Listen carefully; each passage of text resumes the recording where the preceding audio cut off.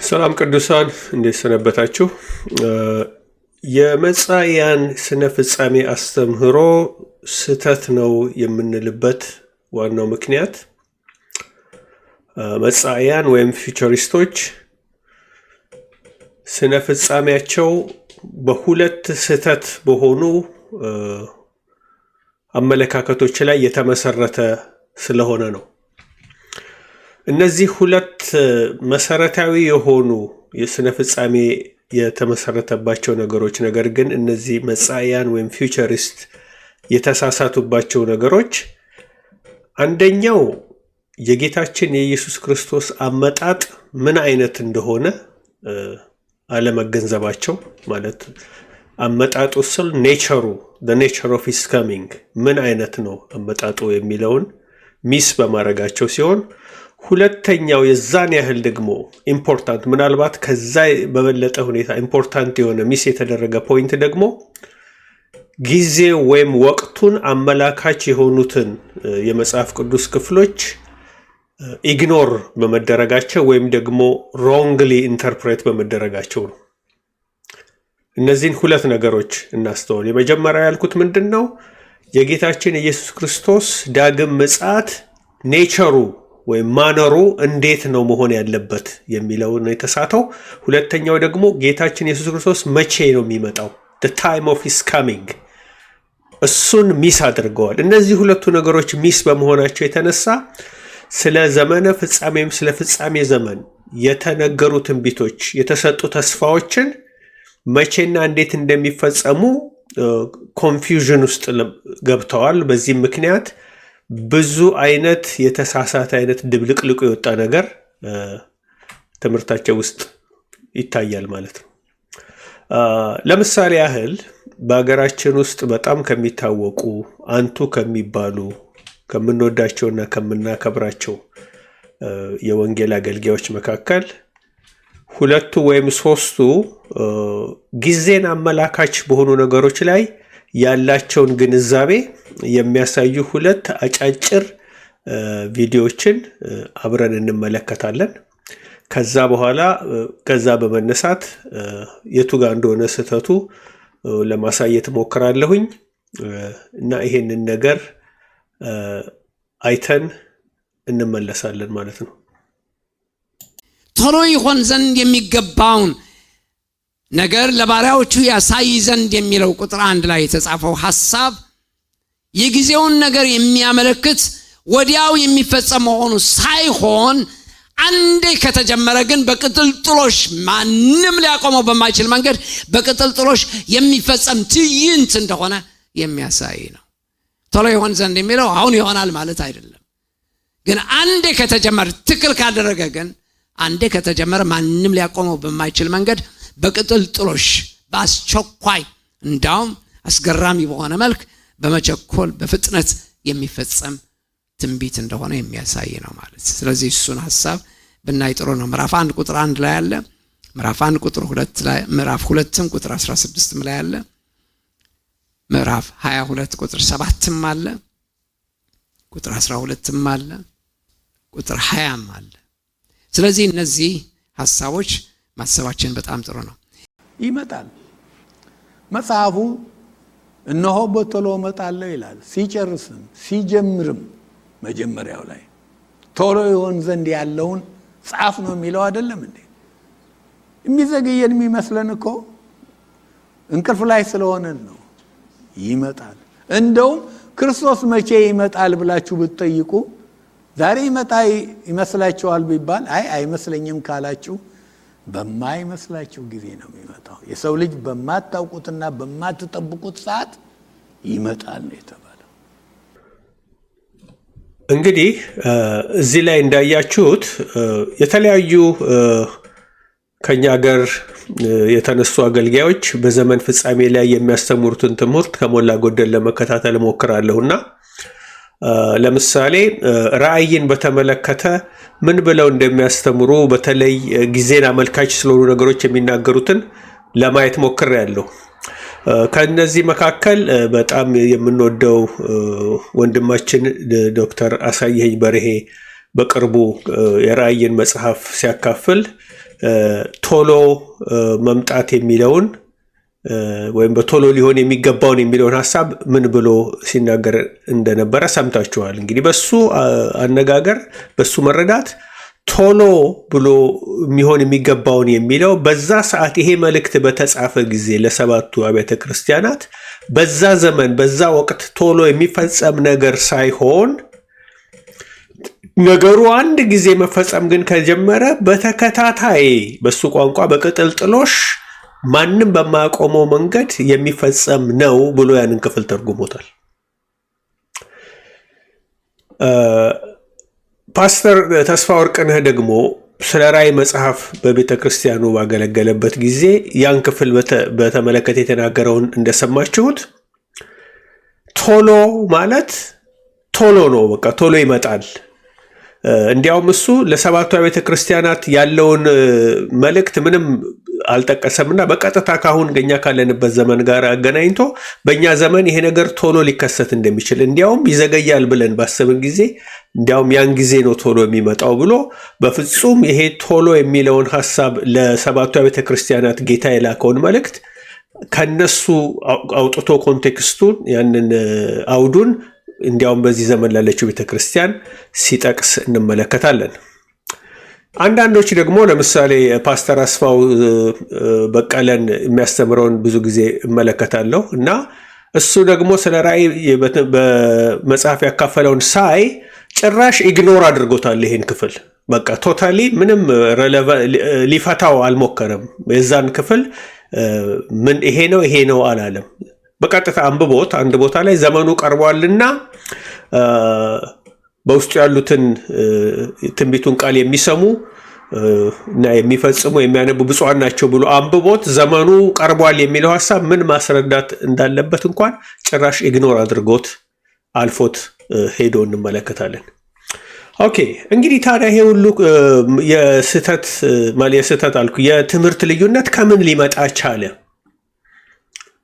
ብለን ብንመለከት በቤተ ክርስቲያን ያሉ አስተማሪዎች ወይም ሲወርድ ሲዋረድ የመጣ አመለካከት ምንድነው? ይሄ የጌታ መምጣት አልተፈጸመም፣ የጌታ መምጣት አልሆነም ከሚል ፕሪኮንሲቭድ የሆነ ከዚህ አይዲያ ወይም ከዚህ አንደርስታንዲንግ በመነሳት ስለሆነ ወደዚህ ቃል የሚሄዱት ጌታ ኢየሱስ ክርስቶስ አልመጣምና ስለዚህ ጊዜን አመልካች ጊዜን ጠቋሚ የሆኑ ሐሳቦች ሬሌቫንት ናቸው። በቃ ምንም ትርጉም ይሄ ነው ትርጉማቸው ማለት አያስፈልግም፣ ወይም ለኛ ዘመን የሚሰጡት ትርጉም እምብዛም ነው ወደሚል ድምዳሜ እንዲመጡ አድርጓቸዋል። ወይም አንዳንዶቹ በፍጹም በቃሉ ውስጥ የሌለ የራሳቸውን ሐሳብ ለቃሉ ሲሰጡት እንመለከታለን። ይሄ ኤክሴጂሰስ እና አይሴጂሰስ የሚባል ነገር ነው። በቴዎሎጂ ውስጥ ሄርሜኔቲክስን የምታውቁ ሰዎች እንደምትረዱት ማለት ነው። ኤክሴጂሰስ ማለት ቃሉ የሚናገረውን ከቃሉ ውስጥ ያለውን ሐሳብ ማግኘት ሲሆን፣ አይሴጂሰስ ማለት ደግሞ እኛ ቀደም ብሎ ያለንን ሐሳብ በእኛ ውስጥ ያለውን መረዳትና አይዲያ ይዘን ወደ ቃሉ ሄደን ቃሉ የማይለውን ነገር እንዲል ፎርስ ስናደርገው ወይም በቃሉ ላይ የራሳችንን አመለካከት ስናስገባ ወይም ስንጭን ነው። አሁን እዚህ ቦታ ላይ ያሉትን ለምሳሌ በራእይ መጽሐፍ ላይ ያሉትን ነገር ስንመለከት በግልጽ ቶሎ ሊሆን የሚገባውን ነገር እንዲያሳይ ነው መልአኩ የተላከው ወደ ዮሐንስ ደግሞ ያየኸውንና የሰማኸውን ይህን ያየኸውን ከዚህም በኋላ ሊሆን ያለውን በመጽሐፍ ጽፈህ ለሰባቱ አብያተ ክርስቲያናት ላክን የተባለው ይሄ በ22 ምዕራፍ ተከፍሎ ያለው የራእይ መጽሐፍ ለሰባቱ አብያተ ክርስቲያናት የተላከ ነው። እነዚህ ደግሞ ሰባቱ አብያተ ክርስቲያናት ሂስቶሪካል የሆኑ ቦታዎች ቤተክርስቲያናት ናቸው።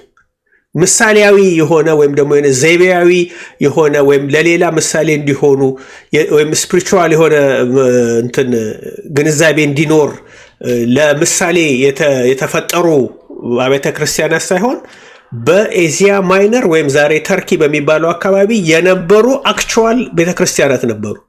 ምዕመን ያላቸው ፓስተሮች ያሏቸው እና የተላከው ለነሱ ነው።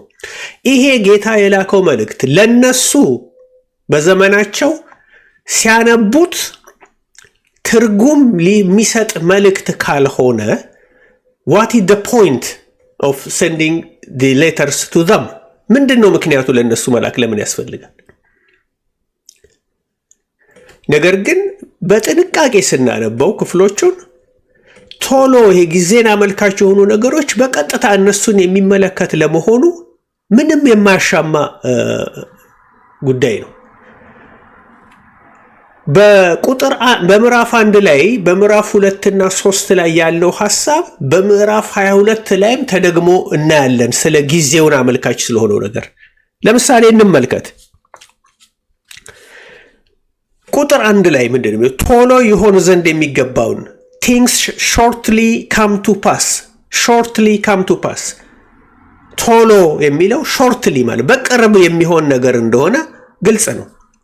እዛው ወረድ ብሎ ቁጥር 2 ላይ ዘመኑ ቀርቧል፣ የሚያነበው የትንቢቱን ቃል የሚሰሙና በውስጡ የተጻፈውን የሚጠብቁ ብፁዓን ናቸው።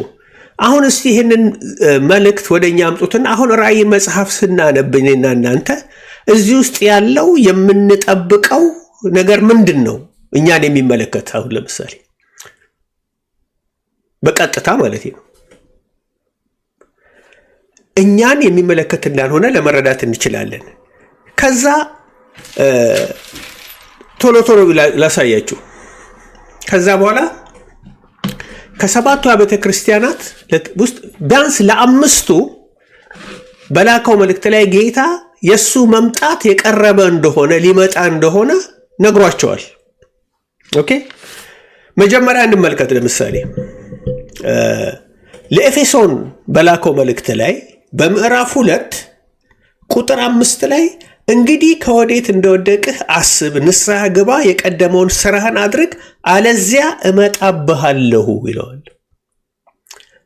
ንስሐ ባትገባ መቅረዝን ከስፍራው ወስዳለሁ ይላል። ስለዚህ መምጣቱን የሚጠቅስ ሐሳብ አለ። ከዛ ወረድ ብለን ደግሞ ለጴርጋሞን ቤተክርስቲያን በላከው መልእክት ላይ ቁጥር 15 እንኳን ብናነብ እንዲሁ የኒቆላውያንን ትምህርት እንደነዚህ የሚጠብቁ ሰዎች ካንተ ጋር ደግሞ አሉ። እንግዲህ ንስሐ ግባ፣ አለዚያ ፈጥኜ እመጣብሃለሁ፣ በአፌም ሰይፍ እዋጋቸዋለሁ ይላል። እመጣብሃለሁ የሚል ቃል እንመለከታለን። ለቲያጥሮን ቤተክርስቲያን ደግሞ በተጻፈው መልእክቱ ስንመለከት ቁጥር 24 ጀምረን ብናየው ዳሩ ግን ይህን ትምህርት ለማትይዙ ሁሉ የሰይጣንን ጥልቅ ነገር እነርሱ እንደሚሉት ለማታውቁ ለእናንተ በቲያጥሮን ለቀራችሁ እላለሁ፣ ሌላ ሸክም አልጭንባችሁም። ነገር ግን እስክመጣ ድረስ ያላችሁን ጠብቁ፣ ድል ለነሳው እስከ መጨረሻ ስራን ለጠበቀው እኔ ደግሞ እያለ ይቀጥላል። ይሄ ደግሞ በጣም ግልጽ የሆነ ሐሳብ ነው። ለምን እስክመጣ ድረስ ነው የሚለው? መቼም ጌታ ኢየሱስ ክርስቶስ እስካሁን ድረስ ካልመጣ ይሄ መልእክት ለቲያጥሮን ሰዎች ምንም ትርጉም የለውም። እስክመጣ ድረስ ማለት እኔ እስክመጣ ድረስ ሲል በቲያጥሮን የሚኖሩ አማኞች እሱ እስኪመጣ ድረስ በሕይወት የሚኖሩ አሉ ማለት ነው። ይሄንን እንዲያደርጉ ያዘዛቸውን ነገር እየጠበቁ መምጣቱን እየጠበቁ ያሉ ማለት ነው። ቲያጥሮን ቤተክርስቲያን ካለፈች ከ2000 ዓመት በኋላ ወይም ከዛ በኋላ ቢሆን ጌታ የሚመጣው what does it mean? ምንድን ነው ትርጉሙ? አብሶሉትሊ ምንም ትርጉም የለው። በሰርዴስም ላለችው ቤተክርስቲያን ደግሞ ቁጥር 3 ላይ ምን ይላል? እንግዲህ እንዴት እንደተቀበልክና እንደሰማህ አስብ፣ ጠብቀውም፣ ንስሐ ግባ። እንግዲያስ ባትነቃ እንደ ሌባ እመጣብሃለሁ።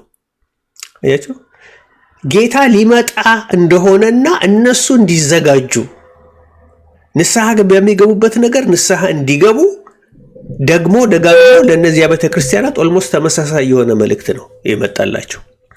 በፊላደልፊያ ደግሞ ወዳለችው ቤተክርስቲያን ምዕራፍ 3 ቁጥር 10 ላይ ምን ይላል? የትዕግስቴን ቃል ስለጠበቅህ እኔ ደግሞ በምድር የሚኖሩትን ይፈትናቸው ዘንድ በዓለም ሁሉ ላይ ሊመጣ ካለው ከፈተናው ሰዓት እጠብቅሃለሁ። ባይ ዘ ዌይ ዲስ ኢዝ ዘ ግሬት ሬቨሌሽን የሚባለው ታላቁ መከራ ነው። እዚህ ላይ ባይ ዘ ዌይ እጠብቅሃለሁ፣ እነሆ ቶሎ ብዬ እመጣለሁ ማንም አክሊልህን እንዳይወስድብህ ያለህን አጽንተህ ያዝ ይለዋል።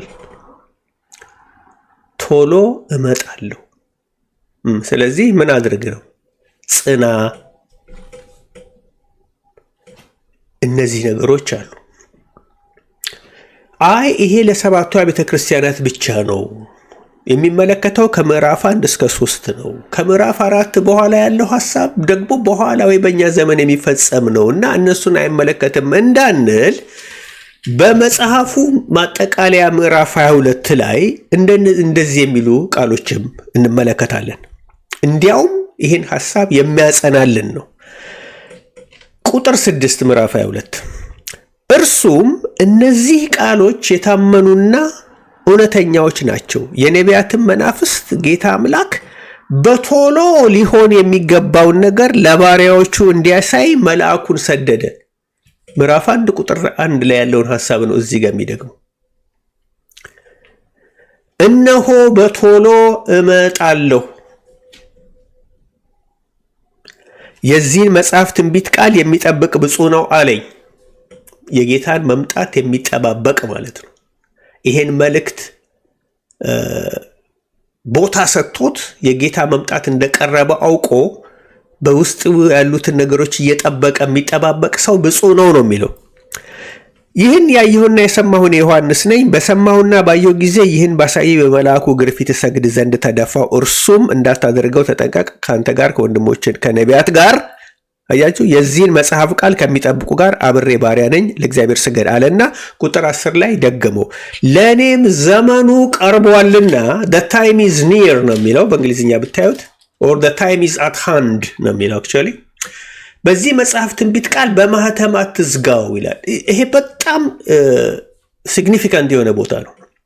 ትዝ ይላችሁ እንደሆነ ዳንኤል ስለ መጨረሻው ዘመን ራእይ ጌታ ባሳየው ጊዜ በዳንኤል መጽሐፍ ምዕራፍ 12 ላይ በጣም ኢምፖርታንት ነው። ይህን ክፍል አውጥተን ማንበብ አለብን። ታገሱኝ። ዳንኤል 12 ላይ ራእይ ካየ በኋላ ምንድን ነው ያለው መልአኩ? የዚህን ትንቢት መጽሐፍ ቃሉን ዝጋው ነው ያለው። ኦኬ ዝጋው አለው። ለምን? ቁጥር 4 ላይ ምዕራፍ 12 ዳንኤል ሆይ አንተ ግን እስከ ፍጻሜ ዘመን ድረስ ቃሉን ዝጋ፣ መጽሐፉን አትም፣ ብዙ ሰዎች ይመረምራሉ፣ ዕውቀትም ይበዛል። ከዛ ቁጥር 9 ላይ እርሱም እንዲህ አለኝ፣ ዳንኤል ሆይ ቃሉን እስከ ፍጻሜ ዘመን ድረስ የተዘጋና የታተመ ነውና ሂድ ይለዋል። ምን ማለት ነው? አሁን ቃሉ የተዘጋና የታተመ ነው የሚባለው ድሮ መጽሐፍ ሲጻፍ በፓፒረስ ነው። ከዛ ይጠቀለላል። ከተጠቀለለ በኋላ ሲዘጋ ይታሰርና ይታተማል። ማህተም እንደ ጭቃ፣ የድሮ ይሄ ጭቃ በሚመስል ይዘጋና በላዩ ላይ ማህተም ይደረጋል። አልተከፈተም ማለት በውስጡ ያሉት የትንቢት ቃሎች መፈጸም አልጀመሩም ማለት ነው። ስለዚህ ዘመኑ ለፍጻሜ ዘመን ነው። ይሄ ያየኸው ትንቢት ለፍጻሜ ዘመን ስለሆነ አሁን ዝጋው። ለዚህ አሁን አንተ በህይወት ባለህበት ዘመን የሚፈጸም ጉዳይ አይደለም ነው የሚለው። እዚህ ጋር ግን ይመጣና ዮሐንስን ምን ይለዋል? የዚህ መጽሐፍን ትንቢት በማህተም አትዝጋው። ለምን? ዘመኑ ቀርቧል አሁን። ኦኬ you see the difference? ዳንኤል ለፍጻሜ ዘመን ነው፣ ሩቅ ነው። ስለዚህ ማህተም በመጽሐፉን ዝጋ፣ በማህተም አትመው ነው የተባለው። ዮሐንስ ደግሞ አሁን ስለ ፍጻሜ ዘመን ያንኑ ዳንኤል ያየውን ራእይ ካየ በኋላ ዘመኑ ቀርቧልና ይህን መጽሐፍ ትንቢት ቃል በማህተም አትዝጋው አለ። ይሄ ራሱ ምን ይነግረናል? የዮሐንስ ላይ የታየው ይሄ መልእክት የትንቢቱ ቃል የሚፈጸምበት ጊዜ እጅግ በጣም እንደቀረበ ነው። ክፍት ነው መጽሐፉ፣ መተርተር ሊጀምር ነው። በውስጡ ያለው ነገር ተራ በተራ መፈጸም ሊጀምር ነው ማለት ነው በኦርደር። እዛው ብዙም ሳይቆይ ቁጥር 12 ላይ ምን አለ? እነሆ በቶሎ እመጣለሁ፣ ለእያንዳንዱም እንደ ስራው መጠን እከፍል ዘንድ ዋጋዬ ከኔ ጋር አለ አለ። ይሄንን ሐሳብ ራሱን የት እናገኘዋለን? በማቴዎስ ወንጌል ምዕራፍ 16 ቁጥር 27 እና 28 ላይ ጌታ ኢየሱስ ደግሞ ይሄን ነገር ለደቀ መዛሙርቱ ኦልሞስት ቨርባሊ the same way ሲናገር እንሰማዋለን። ማቴዎስ ወንጌል ምዕራፍ 16 ቁጥር 27 እና 28 ላንብብላችሁ። እንዲህ ይላል፣ የሰው ልጅ ከመላእክቱ ጋር በአባቱ ክብር ይመጣ ዘንድ አለውና ያን ጊዜም ለሁሉም እንደ ሥራው ያስረክበዋል። እውነት እላችኋለሁ የሰው ልጅ በመንግስቱ ሲመጣ እስኪያዩ ድረስ እዚህ ከሚቆሙት ሞትን የማያቀምሱ አንዳንድ አሉ ብሎ ነበር። አሁን ምንድን ነው የሚለው? የሰው ልጅ በአባቱ ክብር ይመጣል፣ ለእያንዳንዱ እንደ ሥራው ያስረክበዋል። ፍርድ ማለት ነው። ያስረክበዋል ብሎ መቼ እንደሚሆን እዛው ጋር ሲነግራቸው ይህን ሲናገር ከሚሰሙ መካከል አንዳንድ ሰዎች ገና በሕይወት ይኖራሉ። ይህን የሚያዩ ማለት ነው። ሳይሞቱ በፊት አንዳንዶች ሳይሞቱ በፊት ነው የምመጣው ብሎ ጊዜው በእነሱ ዘመን እንደሚፈጸም በማሻማ መንገድ ይናገራል። እዚህ ራእይ ምዕራፍ 22 ቁጥር 12 ላይ እንዳሳየኋችሁ ደግሞ ራሱን ነው የሚናገረው። በቶሎ እመጣለሁ፣ ለእያንዳንዱም እንደ ስራው መጠን እከፍል ዘንድ ዋጋዬ ከኔ ጋር አለ። እዛ ጋር ለእያንዳንዱ እንደ ስራው መጠን ሰጠዋል። መቼም ፍርድ ያለው ፍርድ አንድ ነው። ስለዚህ እዛ ጋር ስለሌላ ፍርድ፣ እዚህ ጋር ስለሌላ ፍርድ ነው የሚናገረው ልንል አንችልም። የመጨረሻ አንድ ቁጥር ላንብብላችሁ። ኦኬ ቁጥር 20 ምዕራፍ 22 ራእይ ይህን የሚመሰክር አዎ በቶሎ እመጣለሁ ይላል። እስኪ እናንተ ራሳችሁ ፍረዱ። ዘመኑ ቀርቧል። በቶሎ እመጣለሁ የሚል ቃል ከ10 በላይ ጥቅስ አሁን አንብበናል እኔና እናንተ በዚህ በራእይ ብቻ። እነዚህን ቃሎች ኢግኖር ልናደርጋቸው አንችልም። የመጻኢያን ወይም የፊውቸሪስት ኤስካቶሎጂ ችግሩ የሚጀምረው እዚህ ጋር ነው። የታይም ስተትመንቱን ጊዜን አመላካች የሆኑትን ሀሳቦች ቶታሊ ኢግኖር ያደርጓቸዋል፣ ወይም ደግሞ ቅድም እንዳየነው ሚስ ኢንተርፕሬት ያደርጓቸዋል ማለት ነው። ለዛ ዘመን መጠቀስ ያለበትን ለእኛ ዘመን ወይም ወደፊት ለሚመጣው ዘመን እንደሆነ ይናገራሉ። አንዳንዶቹ ደግሞ ቃሉ የማይለውን ነገር በፍጹም ያስገባሉ። ይሄንን እንዲያረጉ የተገደዱበት ምክንያት ደግሞ የጌታ የኢየሱስ ክርስቶስ አመጣጥ ወይም the nature of his coming ምን እንደሆነ ስላልተረዱ ወይም ያ ሚስ ስለተደረገ ነው። እነሱ ብቻ አይደለም፣ እነዚህ ግለሰቦች አይደለም ምሳሌ ነው ያደረኳቸው እንጂ ሁላችንም እንደዛ ነበር። ኦልሞስት the majority of church በአሁኑ ሰዓት ያለው መረዳት ፊቸር የሆነ ኢቨንት ነው የሚጠብቀው እንጂ የተፈጸመ እንደሆነ አይቀበልም። ለምን? ጌታችን ኢየሱስ ክርስቶስ በምን አይነት ሁኔታ እንደሚመጣ ግንዛቤው ሚስ ስለተደረገ ነው። አሁን ይህን አመጣጡን the nature of his coming በተመለከተ ሌላ የሚቀጥለው ቪዲዮ ሰራለሁ። አሁን ፎከሴ the time of his coming ማለት ነው። ጊዜው መቼ ነው? የዘመኑ ፍጻሜ መቼ ነው? የጌታ ኢየሱስ ክርስቶስ መቼ የሚመጣው መቼ ነው? ወቅቱን የሚያሳዩ ነገሮች ኢግኖር የምናደርጋቸውን ነገር አለፍ አድርጌ ላሳያችሁ ፈልጌ ነው። ይሄንን ከራእይ መጽሐፍ ብቻ ነው ያየነው። ግን በራእይ መጽሐፍ ብቻ ነው እንደ ይሄ ነገር ያለው አይደለም። ወንጌላት ላይ አለ። የጌታ መምጣት መቼ እንደሆነ የሚጠቁሙ በመልእክቶች ላይ እንመለከታለን። በሐዋርያት ሥራ ላይ እናገኛለን። በጳውሎስ መልእክት፣ በዮሐንስ መልእክት፣ በጴጥሮስ መልእክት፣ በያዕቆብ። እስኪ አንዳንዶቹን ጥቅሶች አብረን እንመልከታቸው። ለምሳሌ ዘመኑ ቀርቧል የሚለው ሐሳብ የት እናገኘዋለን? ራእይ ላይ ያለውን ኦልሬዲ ስላነበብን እሱን አልደግሞም። ግን ጴጥሮስ ምን ይላል? አንደኛ ጴጥሮስ ምዕራፍ 4 ላይ እስቲ በአንደኛ ጴጥሮስ ምዕራፍ 4 ቁጥር 7 ላይ እንደዚህ ይላል ጴጥሮስ፣ ዳሩ ግን የነገር ሁሉ መጨረሻ ቀርቧል። the end of all things is at hand ነው የሚለው። ሁሉ ማለት ሁሉ ትንቢት፣ ስለ መጨረሻው ዘመን የተጻፈ ትንቢት ሁሉ የሚፈጸምበት ጊዜ ቀርቧል እያለን ነው እዚህ። ያዕቆብስ ምን ይለናል? በያዕቆብ መልእክት ምዕራፍ 5 ላይ እንደዚህ ይላል የእግዚአብሔር ቃል ከቁጥር 7 አነበዋለሁ ጊዜ ስለሌለ ማለት ነው። ከ7 እንግዲህ ወንድሞች ሆይ ጌታ እስኪመጣ ድረስ ታገሱ። እነሆ ገበሬ የፊተኛውንና የኋለኛውን ዝናብ እስኪቀበል ድረስ እርሱን እየታገሰ የከበረውን የመሬት ፍሬ ይጠብቃል። እናንተ ደግሞ ታገሱ፣ ልባችሁንም አጽኑ፣ የጌታ መምጣት ቀርቧልና። ኦኬ፣ ቀርቧል። is at hand። እዚህ እጃችን ፊት ነው። እጄን በዘረጋ የምደርስበት አይነት ዲስታንስ እንደማለት ነው። ወንድሞች ሆይ እንዳይፈረድባችሁ እርስ በርሳችሁ አታጉረምርሙ፣ እነሆ ፈራጅ በደጅ ፊት ቆሟል። ጌታ የሚመጣው ሊፈርድ ነው። ደጋግመን ተመልክተናል። ቅድም ሁለት ጥቅስ በራእይ 22:12 ላይ እና በማቴዎስ ወንጌል ምዕራፍ 16:27 እና 28 ላይ ዋጋዬ በእጄ ነው ለእያንዳንዱ እንደ ስራው ይፈርድጋል። እዚህ ጋር ያዕቆብ ራሱ ጌታ ሊመጣ ነው አታጉረምርሙ እንዳይፈረድባችሁ። ምክንያቱስ ምን ፈራጅ በደጅ ቆሟል። ምን ማለት ነው? በር ላይ ነው ማለት ነው። በቃ በር ላይ ነው፣ ሊገባ ነው ማለት ነው። ይሄ ያዕቆብ ለሚጽፍላቸው ሰዎች ለነሱ የሚመለከት የጌታ መምጣት በነሱ ዘመን እንደሚፈጸም የሚያሳይ ነው። ይህ ካልሆነ ይሄ መልእክት ትርጉም የለሽ ነው። ኦኬ፣ ዘመኑ ቀርቧል። ቶሎ መጣለሁ የሚለውን አንብበናል ከራእይ ላይ። ዮሐንስ ሐዋርያው ዮሐንስ ምን ይለናል በመልእክቱ ላይ? በአንደኛ ዮሐንስ መልእክት ምዕራፍ 2 ቁጥር 18 ላይ ሐዋርያው ዮሐንስ እንደዚህ ይላል፣ ልጆች ሆይ መጨረሻው ሰዓት ነው። ይሄ ደግሞ ቀርቧል ብቻ አይደለም ያለው፣ ጭራሽ መጨረሻው ሰዓት ነው።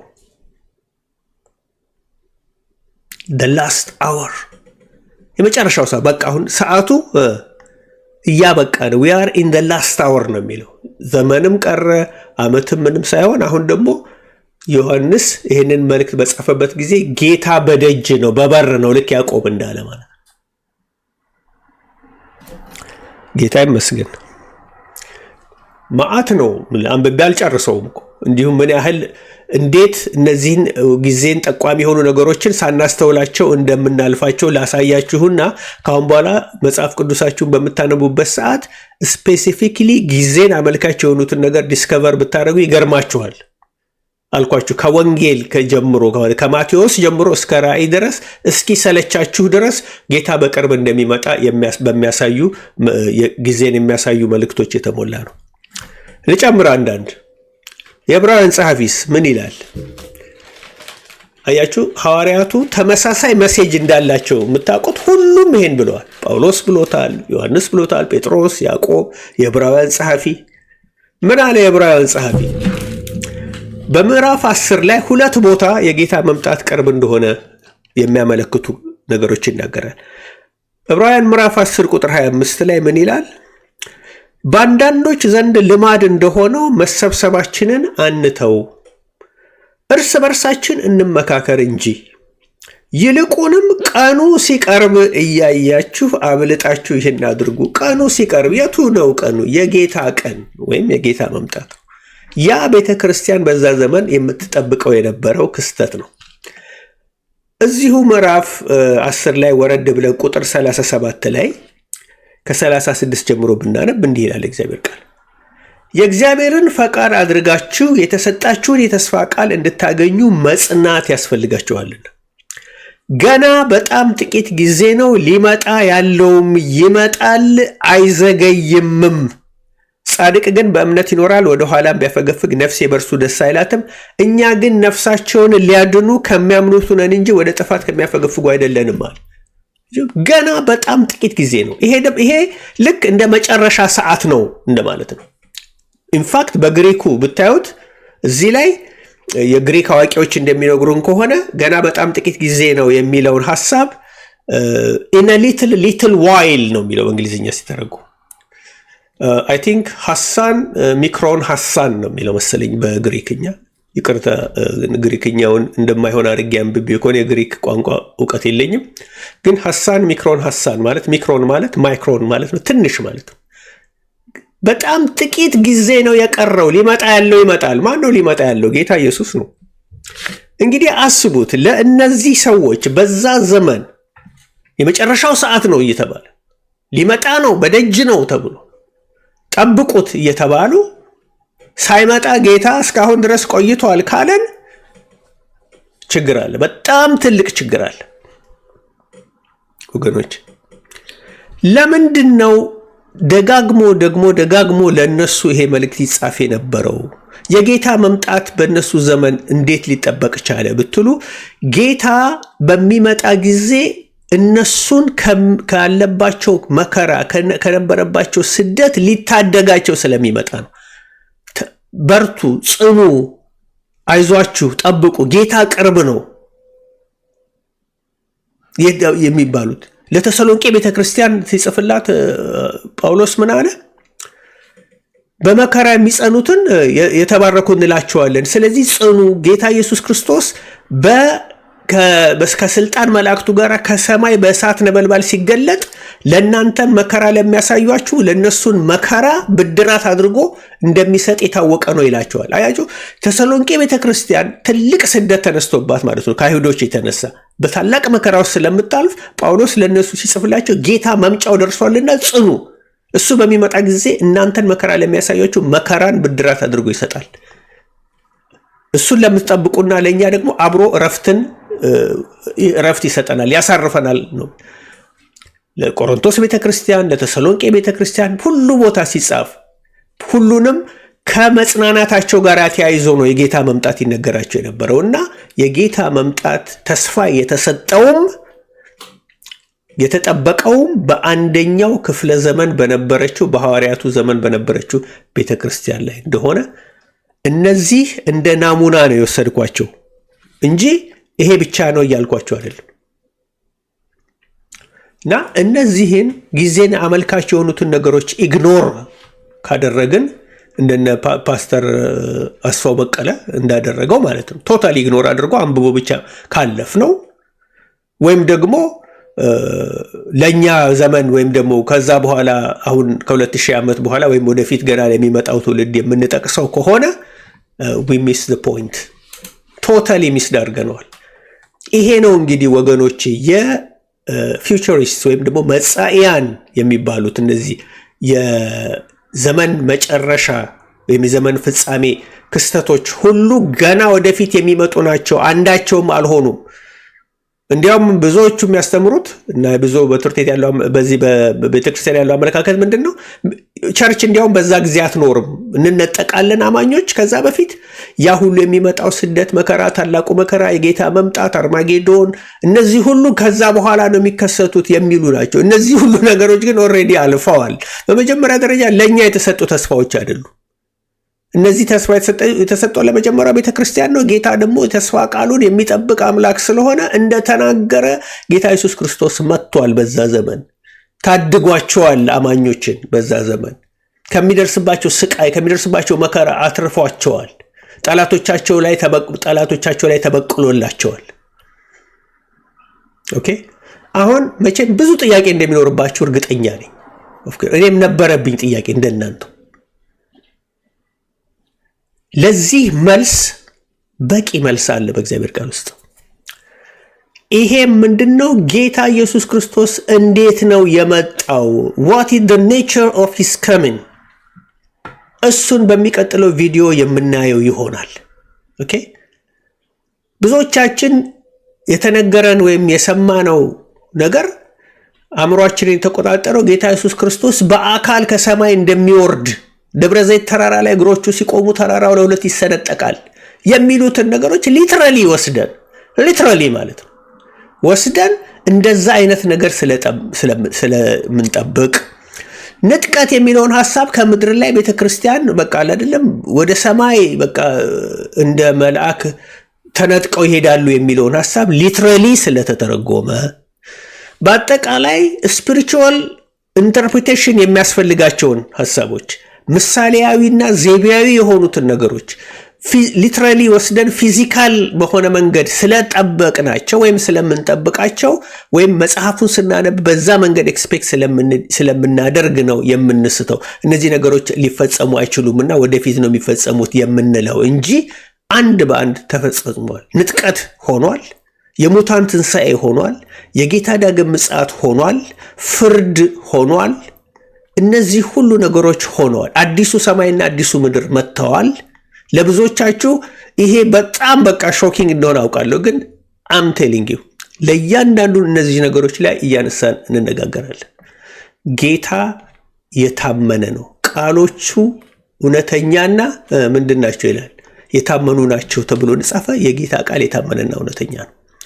በራእይ ላይ የምንመለከተው በማቴዎስ ወንጌል ምዕራፍ 24 ላይ በሉቃስ 22 19 ላይ ያሉ ሐሳቦች በሙሉ እነዚህ በአንደኛ ተሰሎንቄ ምዕራፍ 4 ላይ ያለ ሌላ ቦታ ስለ ጌታ መምጣት የተጻፉ ነገሮች ሁሉ አንድ በአንድ ተፈጽመዋል። ዳንኤል ምዕራፍ 12 ብትሉ ዳንኤል ምዕራፍ 9 7 ኤኒቲንግ አንድ ሳይቀር እንደተፈጸመ ነው የምንረዳው፣ ትክክለኛውን ኢንተርፕሪቴሽን ስንይዝ ማለት ነው። ይህንን ጌታ ቢፈቅድ ከእናንተ ጋር አደርጋለሁኝ። ይህንን ድንቅ የሆነ እውነት ሼር እንድታደርጉ የእናንተ ድርሻ ይህንን የሰማችሁትን ሼር ማድረግ ነው። ትዝ ይላችኋል በብሉይ ኪዳን እነዛ 2 ለምጻሞች ከከተማ ተባረው ተደብቀው ነበር፣ መግባት አይችሉም ወደ ከተማ እና የማን ጦር ነው? የአሦር ጦር ነው መጥቶ ከተማዋን ከቦ በነበረና ረሃብ ገብቶ ነበር ከተማ ውስጥ ይላል እግዚአብሔር ቃል። ከዛ በኋላ የጌታ ቃል በነቢያቱ በኩል መጣ። ነገ በሰማሪያ ምንድን ነው ይህን ያህል መስፈሪያ በዚህ ያህል ነገር ይሸጣል ብሎ ነቢዩ ተናገረ ማለት ነው። ከዛ አንዱ ይሄ ነገር ሰማይስ መስኮቶች እግዚአብሔር ቢከፍትና እህል ከሰማይ እንኳን ቢዘንብ እንዴት ሊሆን ይችላል ብሎ ተናገረ። ያን ጊዜ አንተ ይሄን ነገር በአይነታ ያለህ ነገር ግን አትቀምስም አለው ይላል። ከዛ ጌታ ምንድን ነው ያደረገው ይላል። ከዛ ሌሊት ላይ እግዚአብሔር ለሶሪያ ሰራዊት ድምፅን አመጣ፣ አሰማቸው። የሆነ በቃ የሰራዊት ድምፅ ሲመጣ የሆነ ሌላ ጦር መጣብን ብለው ካምፑን ጥለው ያላቸው ትተው ከብቶቻቸውን፣ እንስሶቻቸውን፣ እህሉን ኤቭሪቲንግ ትተው ሸሹ ማለት ነው። አሁን እነዚህ 2 ለምጻሞች እዛ የነበሩት እስቲ ቆይ እንግዲህ እኛ በረሃብ ከተማን ብንገባ ምንም ነገር የለም፣ ስለዚህ ወደ ሶሪያ ሰፈር ብንሄድም ያው ግፋቢል ሞት ነው የሚጠብቀን፣ ስለዚህ በረሃብ ከምንሞት ሄደን ምግብ እንፈልግ ብሎ ጓደኛው ጋር ተነጋግረው ሄዱ። ሲሄዱ ካምፑ ባዶ ነው እንዳለ፣ ሶሪያውያን ትተው ሄደዋል። ማአት እህል አለ ምን አለ። ከዛ እነሱ መጀመሪያ ጠገብ አድርገው ከበሉ በኋላ ምን ተባባሉ ይላል? እንሂድና ወደ ከተማ ሄደን እንናገር። እንዲህ አይነት በረከት እግዚአብሔር አዘጋጅቶ ለኛ ብቻ አድርገን ዝም ብንል እግዚአብሔርን እንበድላለን አሉ ብሎ ገብተው ሄደው ተናገሩ። ከዛ በኋላ ነብዩ እንደተናገረ እህል በሽ ሆነ። ስለዚህ አሁን ይሄን ምሳሌ ያነሳሁት ይሄንን መልእክት የምትሰሙ ድንቅ የሆነውን የእግዚአብሔርን ስራ፣ የጌታን ታማኝነት፣ እግዚአብሔር መንግስት እንደመጣች፣ እግዚአብሔር በክብሩ በመንግስቱ እንደመጣ፣ እኔና እናንተ በአዲስ ሰማይና ምድር የምንኖር የእግዚአብሔር ሕዝብ መሆናችንን ይሄን የሚናገረውን ይሄንን ድንቅ መልእክት ለሌሎች ሼር የማድረግ ኃላፊነት አለባችሁ እና የቀሩትን ትምህርቶች ደግሞ ተከታተሉ። ላይቭ ገብቼ ዲስከስ ባደርግ ሞክራለሁኝ በቲክታክ። ምክንያቱም እንዲህ ሁሉ ነገር ላለባችሁ ጥያቄ በአንድ ጊዜ መልስ መስጠት ስለማይቻል ሀሳቡ ሰፊ ስለሆነ፣ ግን ጌታ በሚፈቅደው መጠን እንዳገኘሁት አጋጣሚ እነዚህን ሀሳቦች ከእናንተ ጋር ሼር አደርጋለሁኝ። ዛሬ ጊዜን አመልካች ስለሆኑ ነገሮች ተነጋግረናል። በሚቀጥለው ቪዲዮ ጌታ ቢፈቅድ ደግሞ የጌታ መምጣት እንዴት እንደነበረ መጽሐፍ ቅዱስ ጌታ እንዴት ነው ይመጣል ያለው፣ እንዴትስ ነው የመጣው የሚለውን እንመለከታለን። ጌታ አብዝቶ ይባርካችሁ። ፎሎው ያደረጋችሁኝ ብዙዎች ፎሎ አድርጋችኋል ባለፈው ሳምንትና ጌታ ይባርካችሁ። ትጠቀሙበታላችሁ። በተለይ የእግዚአብሔርን ቃል የምታስተምሩ ደግሞ በጣም እንደምትጠቀሙበት አውቃለሁ። ለምን እኔን ጠቅሞኛል። የእግዚአብሔር ቃል እውነት የእግዚአብሔር ቃል ይጠቅማል፣ ከብዙ ነገር ያሳርፋል፣ ውስጣችሁን በሰላም ይሞላል። የጌታን ስራ ሲገባችሁ ጌታን ታመልኩታላችሁ፣ ይበልጥ ትወዱታላችሁ እና ጌታ ያደረገልን ድንቅ ነው። ክብር ለእግዚአብሔር ይሁን። ለአሁኑ እዚህ ላይ ይበቃል። በሚቀጥለው ደግሞ እስክንገናኝ እግዚአብሔር በያለንበት ጸጋውን ያብዛልን። አሜን።